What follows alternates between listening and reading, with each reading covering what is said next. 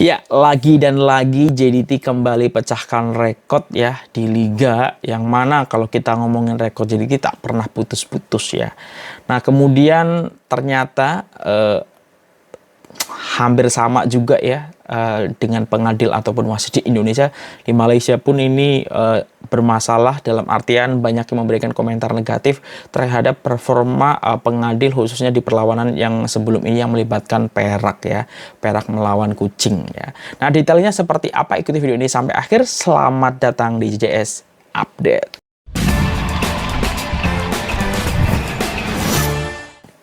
Ya, assalamualaikum warahmatullahi wabarakatuh. Halo semuanya, jumpa lagi dengan saya Aji Utama dari Jalan-Jalan Sepak Bola dari Indonesia tentunya di edisi 18 Juli 2023. Nah, kita akan cakap soal JDT lagi ya, karena ini JDT ini selalu menghiasi timeline media sukan Malaysia yang aku memang sudah cukup lama ikuti ya beberapa tahun terakhir ini ya.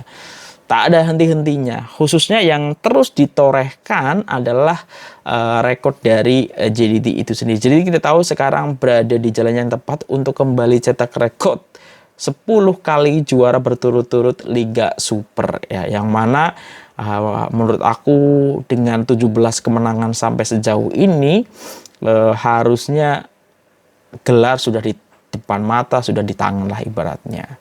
Nah, ini kaitannya rekor yang dipecahkan oleh JDT yang hanya dipecahkan hanya separuh musim lebih sikit lah.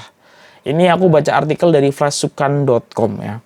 JDT pecah rekor 14 tahun Liga Super hanya dalam separuh musim ya. Ya, separuh musim lebih sikit lah ya. Johor Darul Ta'zim membuktikan dominasi mereka dalam Liga Super apabila memecahkan rekor demi rekor yang ada dan mencipta rekor yang sukar dicabar oleh mana-mana pasukan selepas ini. Ya, memang sangat-sangat sukar lah ya.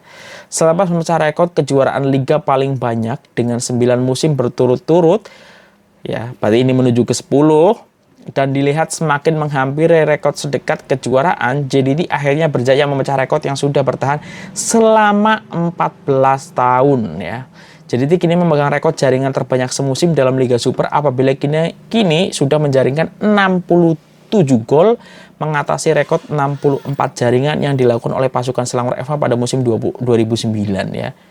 Ini melewati rekornya Selangor FA, tetapi Selangor itu kan satu musim, ini baru separuh musim lebih sedikit lah ya, pekan ke-17. Jadi memang luar biasa ya. 67 gol dan hanya kemasukan 3 ya kalau aku tak silap nih. Perkara ini dikongsi menurut santaran di laman sosial resmi klub yang turut mendapat perhatian Tunku Mahkota Johor, Tunku Ismail Sultan Ibrahim, yang turut memuat naik hantaran di Instastory pribadinya dengan menyatakan JDT adalah record breaker. Ya, kalau kita tengok sudah banyak sekali rekor-rekor yang diraih ataupun diciptakan oleh JDT. Sebenarnya JDT ciptakan rekor, kemudian pecahkan rekor lagi, yang mana dia memecahkan rekor JDT sebelumnya, dipecahkan oleh JDT lagi. Jadi agak sukar ya untuk mengejar rekor-rekor yang sudah ditorehkan JDT. Dan mungkin yang paling susah yaitu kalau 10 kali juara berturut itu sangat-sangat sukar lah untuk diikuti. Kita akan nggak tahu sampai kapan, karena JDT ini juga menuju ke sustain ya, dalam artian pasti akan berkesinambungan terus mengekalkan kuasanya gitu, kekalkan kejayaannya macam itu. Apa yang menarik ya, rekor itu dipecahkan hanya pada separuh musim apabila Harimau Selatan hanya memerlukan 17 perlawanan berbanding rekor utama yang memerlukan 26 perlawanan, dan musim 2023 masih berbagi 11 perlawanan. Jadi sebelumnya itu 26 perlawanan, golnya 64. Ini JDT baru 17 ya, sudah melebihi 64 ya. Ini sih gila sih. Dengan purata 3,9 ya. Average-nya setiap perlawanan itu 3,9 atau 3,9. Setiap perlawanan tidak mustahil jadi mampu menjaringkan 100 gol pada satu musim Liga Malaysia, ditambah gol-gol dalam pertandingan Piala FA dan Piala Malaysia ya. Jadi kalau 17 kan masih ada 9 perlawanan ya. Kalau rata-rata itu 3 saja ya, berarti kan 27 ditambah 67 ya itu 94 ya. Jadi ya boleh jadi kalau misalnya sampai 100 sih sangat luar biasa ya.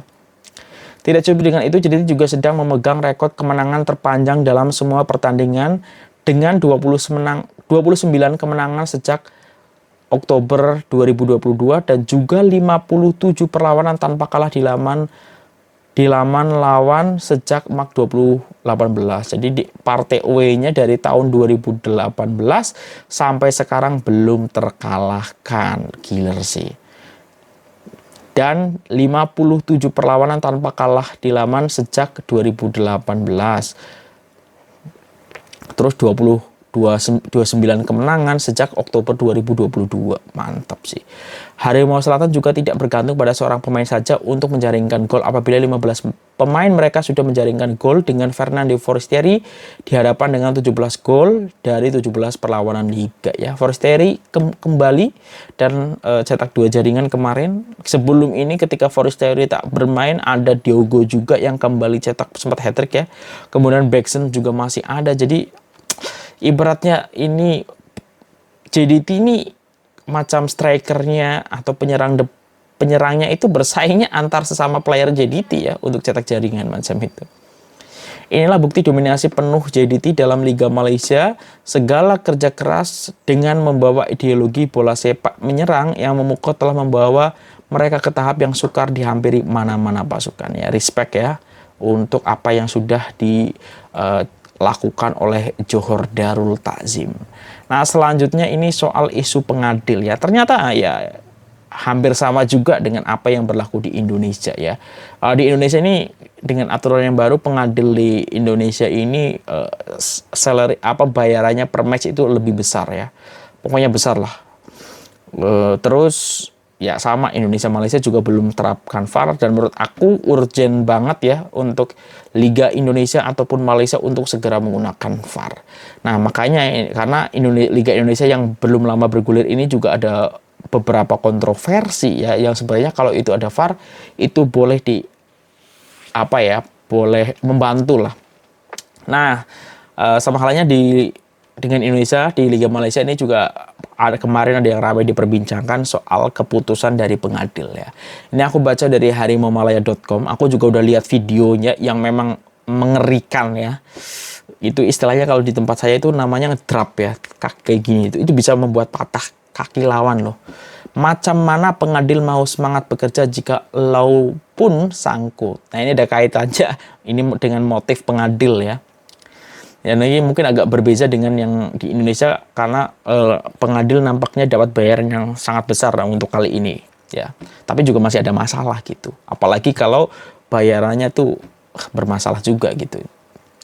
Insiden yang menimpa pemain Perak FC, Sukri Baharun pada aksi Liga Super menentang Kuching City FC yang dibentes keras oleh Zahrul Nizwan semalam ya mengejutkan peminat bola sepak tempatan selepas pemain itu terlepas dari seberangkat ya. Jadi tak dikasih kartu sama sekali. Walaupun terjahan itu dilihat layak untuk menerima kartu merah, namun dari sudut pandang pengadil perlawanan Muhammad Faisal Ridwan, ia adalah kekasaran yang biasa. Padahal videonya itu bukan sama sekali kekasaran biasa, yaitu ya parah sih, itu memang layak kartu merah. Isu mengenai mutu pengadilan bukan hanya perkara baru dalam saingan bola sepak tempatan. Setiap musim ada saja insiden-insiden yang melibatkan keputusan pengadil yang menjadi kontroversi. Sebenarnya hampir sama ya dengan apa yang berlaku di Indonesia.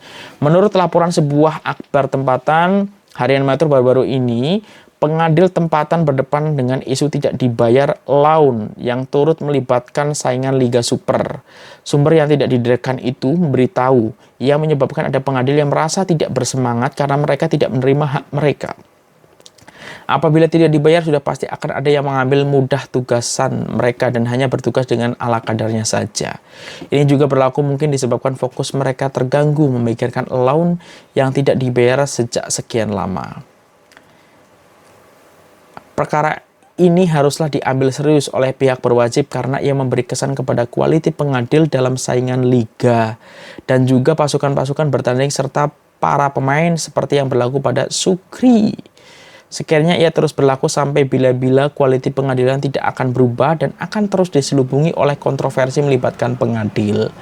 Sementara itu, apa yang menimpa Sukri adalah sesuatu yang amat menyedihkan, terutama disebabkan pemain itu baru saja pulih daripada kecederaan medial kolateral ligamen ataupun MCL. Ya, berdasarkan terjemahan yang diterimanya serta keadaannya selepas perlawanan semalam, beliau berkemungkinan terpaksa melupakan bola sepak untuk tempoh lama lagi karena dijangka mengalami kecederaan anterior cruciate ligamen ACL. Ini kalau ACL nih memang sangat parah ya, harus operasi nih. Beliau yang berijah daripada Melaka United ke Perak musim ini baru saja membuat penampilan sulungnya semalam.